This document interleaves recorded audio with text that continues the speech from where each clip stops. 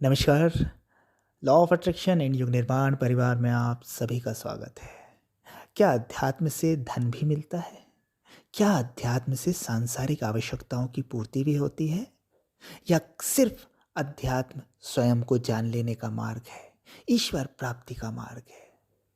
देखिए, अगर आप सीधा सीधा सोचें कि हम आध्यात्मिक या धार्मिक इसलिए होना चाहते हैं, हमारे पूजा पाठ, हमारी उपासना, हमारे कर्मकांड इसलिए हैं कि हम सांसारिक आवश्यकता की पूर्ति कर लें, धन प्राप्त कर लें, तो आप असफल ही होंगे।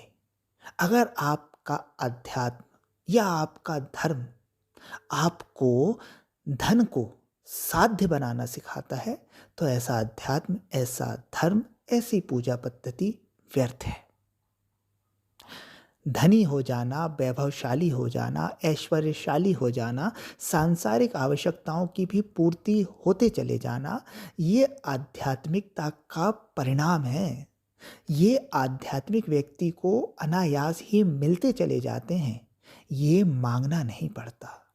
कोई अगर मांगने के लिए, चाह लेकर अध्यात्म में प्रवेश करता है, तो वो इन चीज़ों को नहीं पा सकता। वास्तविक आध्यात्मिक व्यक्ति वो है जो अपनी चेतना को परिष्कृत करने का काम करता है, अपने अंतःकरण को शुद्ध करने का काम करता है, स्वयं के और निकट आने का काम करता है।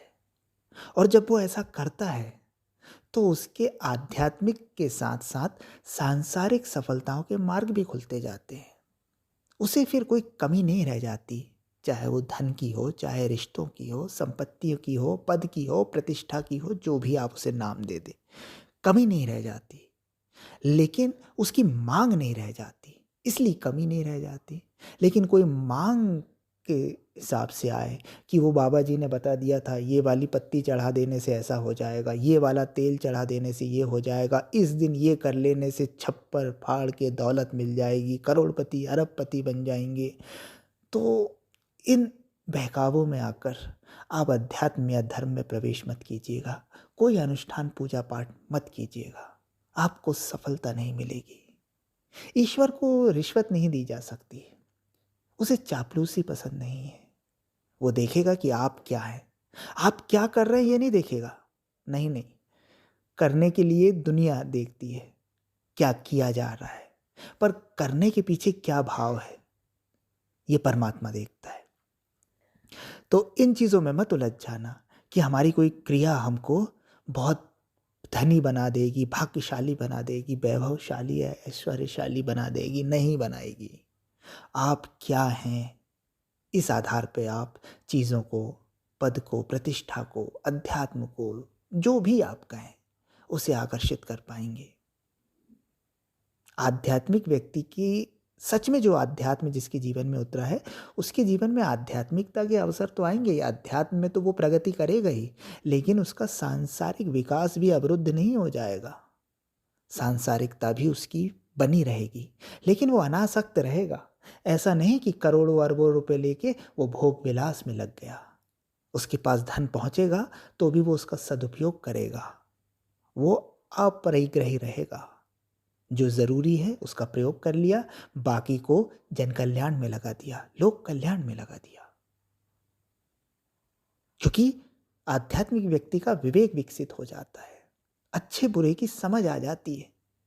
फिर धन उसके लिए भोग की वस्तु नहीं रह जाती, मात्र उपयोग की वस्तु रह जाती है। तो ये धारणा गलत है कि अध्यात्म में आने के बाद तो व्यक्ति के कपड़े भी उतर जाते हैं, घर परिवार भी छिन जाता है। नहीं, अध्यात्म का सच्चा स्वरूप ये नहीं है। आध्यात्मिक व्यक्ति के लिए हर चीज़ तत्काल उपलब्ध हो जाए, ये व्यवस्था हो जाती है। लेकिन आध्यात्मिकता का स्तर कितना है, इस पे निर्भर करता है।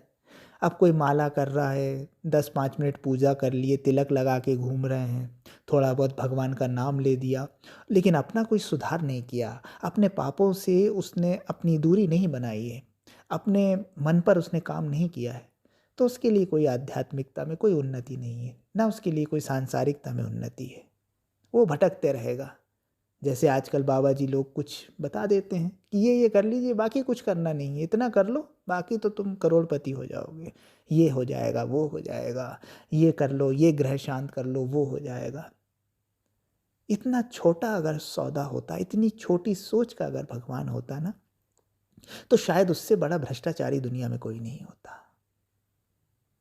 भगवान परम मंगल चाहते हैं आपके। वो आपकी क्रियाओं से नहीं, आपके भाव से प्रसन्न होते हैं। आप कितना अपने आप में सुधार करना चाह रहे हैं, कितना आपके माध्यम से लोगों का भला हो पा रहा है, ये देखते हैं। आप बस चापलूसी करते रहें, बस चढ़ावा चढ़ाते रहें और अपने आप पे काम ना करें, अपने अहंकार का विसर्जन ना करें, अपने दोषों दुर्गुणों से दूर ना हटें और आप सोचें कि आपके जीवन में अध्यात्म के माध्यम से बहुत लाभ हो जाएंगे, तो आप गलती कर रहे हैं। ऐसा कभी नहीं होगा। आप अपने आप को ठीक कीजिए, अपने आप को सुधारिए, आप अपनी चेतना का स्तर ऊंचा लेके जाइए और जितना आपकी चेतना का स्तर ऊंचा चला जाएगा, उतनी ही आपके तरफ चीज़ें, पद प्रतिष्ठा, धन, वैभव, जो भी आप जिन नाम देना चाहें सांसारिक चीज़ों का, वो अपने आप आकर्षित होते चले जाएंगे। शर्त एक है, अपनी चेतना को ऊंचा कीजिए, फिर आपको मांगना नहीं पड़ेगा। आपके लिए असीम अनंत संभावनाओं के द्वार खुल जाएंगे। धन्यवाद।